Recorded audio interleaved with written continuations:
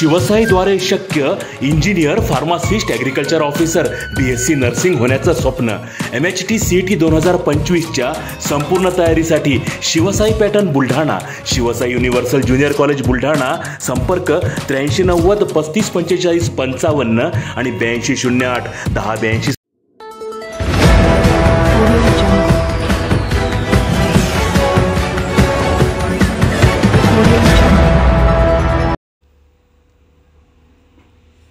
बुलढाणा जिल्ह्यात पेरणीपूर्व मशागत अंतिम टप्प्यात, पावसाने दिली उघडीक. जिल्ह्यात 7,40,000 हेक्टर क्षेत्रावरती होणार पेरणी, सोयाबीन कापसाचा पेरा अधिक.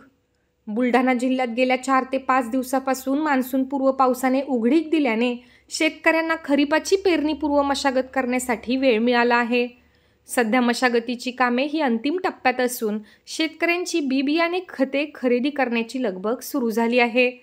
जिल्हा कृषी विभागाच्या अंदाजानुसार यंदा जिल्ह्यात 7,40,000 हेक्टरवरती पेरणी होणार आहे, ज्यामध्ये सोयाबीन आणि कपाशीचा पेरा हा अधिक असणार आहे.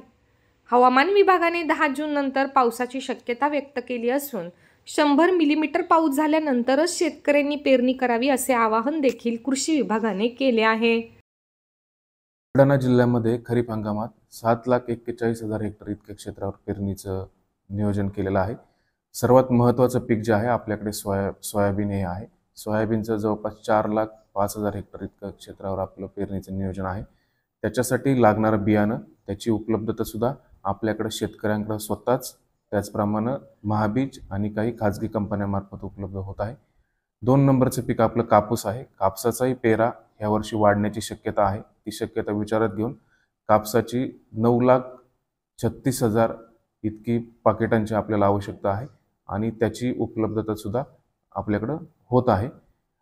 3 नंबरचं पीक तूर आहे. तुरीच्या बाबतीतही बियाण्याची आपल्याला महाबीज, राष्ट्रीय बियाणे निगम आणि खाजगी कंपन्या यांच्या माध्यमातून तुरीचंही बियाणं आपल्याकडे उपलब्ध होत आहे. मागील 3 वर्षापासून आपल्याकडे मका पिकाचा पेरा आहे, तो वाढत आहे आणि ती बाब विचारात घेता मका पिकाचं सुद्धा बियाणं मुबलक उपलब्ध होईल याचं सुद्धा नियोजन आपण केलेलं आहे.